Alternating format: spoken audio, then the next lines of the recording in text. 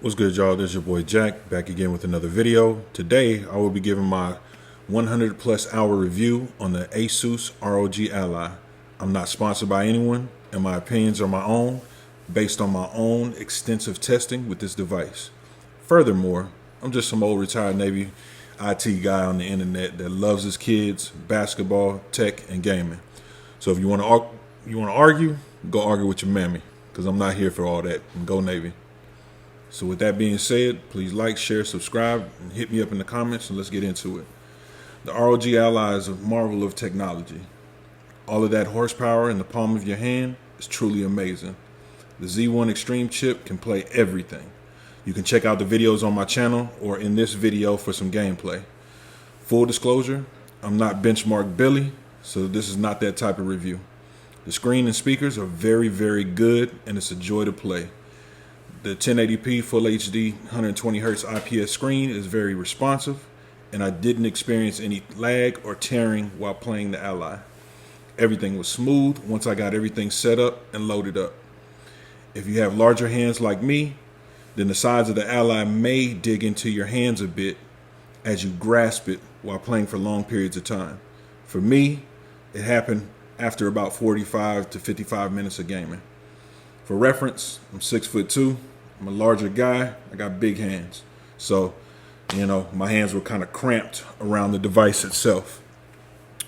Also, the battery is trash. 40 watt hours, that ain't it, my G. Also, the choice to go with LPDDR5 non-X paired with the cut down 7840U APU may be the culprit. I'm not sure, but those are just my scientific thoughts. They tried to remove the AI cores and downclock the RAM to 6400 megatransfers to hide that wart, but we see you, ASUS. They should have gone with LPDDR5X, which is 20% more power efficient and 33% more efficient in total bandwidth. 6.5 gigabytes versus 8.5 gigabytes respectively. The analog sticks, D-pad, ABXY, Hall effect shoulder triggers all function and feel good. They are very responsive and have a nice clickiness to them. The RGB lights around the analog sticks is nice and is a nice touch, but not required. But hey, it's ROG, and gamers love them some RGB. The setup was a bit tedious, and the fingerprint setup was trash, but after that it worked flawlessly. But I don't blame that solely on ASUS. That was Microsoft's fault. But what I will blame ASUS for is having to update the device in 2 or 3 different places, including Windows Update. That can be fixed with software updates in the future, and hopefully ASUS addresses that and makes a one-stop shop for all the updates on the Ally. That would be dope and very user-friendly. And it would go a long way to give an olive branch to the consumers after spending that much money. Armory Crate is a nice touch, and I love the way that you can customize different aspects of your games and gaming experience. A lot of love went into that software, and it shows.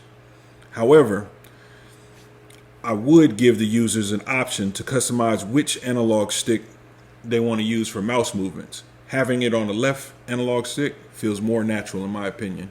Either way, gold stars for ASUS. But I can't stress this enough.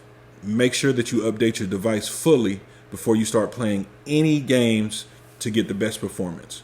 Windows updates, Armory Crate, My ASUS, minus the 319 BIOS update. Stay on the 317 BIOS for now as of shooting this video. My other big knock is really not on ASUS, but it kinda is. The issue is that AMD drivers. They should have delayed the launch to make sure that the device launched with the most up-to-date Adrenalin drivers. That goes for all of these AMD handhelds. Here's looking at you, ASUS, AOK Zoe, and Aya Neo, and AMD. The lack of drivers is holding these devices back, in my humble opinion. Furthermore, ASUS may have screwed up because of some design choices on the hardware side. The micro SD card slot is next to the exhaust, which is a failure in my opinion.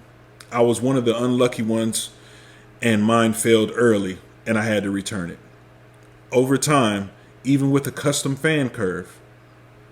To all you tinkers and ASUS apologists, the card reader and the micro SD card will get stressed out and it will eventually fail. It's simple physics. If a piece of tech gets hot consistently, eventually it's going to fail. And due to the size of the Ally, there is nowhere for the heat to go but upside that card reader. So some folks will get lucky, but there'll be a sizable amount that will fail. Excuse me. The card reader should have been on the side or the bottom like all the other gaming handhelds in this space. Another weird and kind of shady move by ASUS is that it only has 1.5 USB ports, and it's supposed to be a mini PC because it has Windows on it.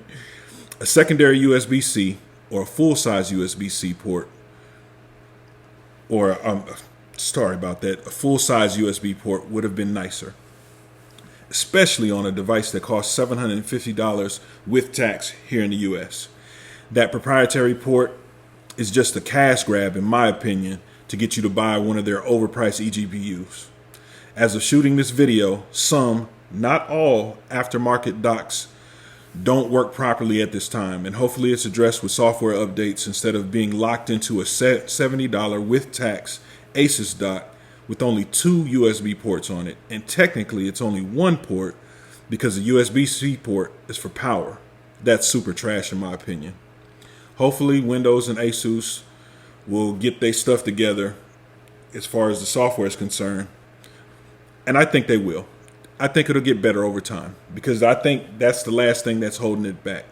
If ASUS takes the Valve approach, then they will be in great hands. Valve had software updates coming in hot for like 2.5 months straight, and they still are for the Steam Deck after it launched, which addressed many of the issues, and Valve actually listened to the community. They didn't put out any BS or anything like that. They just listened. They put out updates, and they consistently put out updates right now. And the end result is the Steam Deck comes in highly recommended for handheld gaming, in my opinion. My thoughts for the ROG Ally 2? I heard you ask for it. ASUS, are you listening? Let's dive into it. A bigger battery. I think folks wouldn't mind a slightly heavier device in exchange for some extra battery life.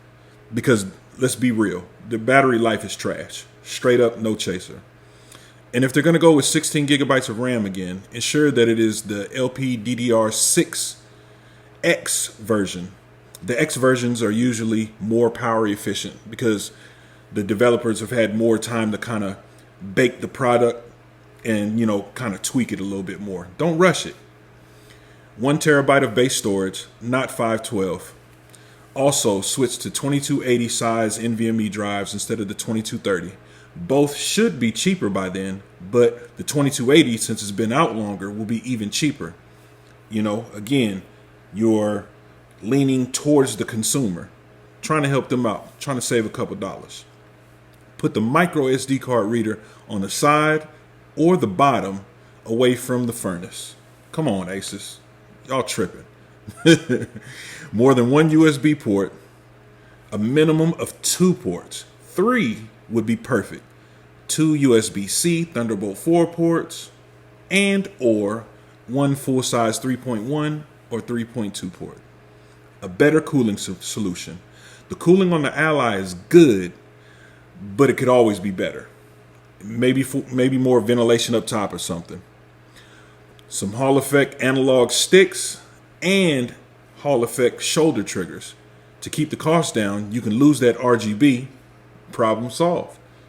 Put me in the R&D department.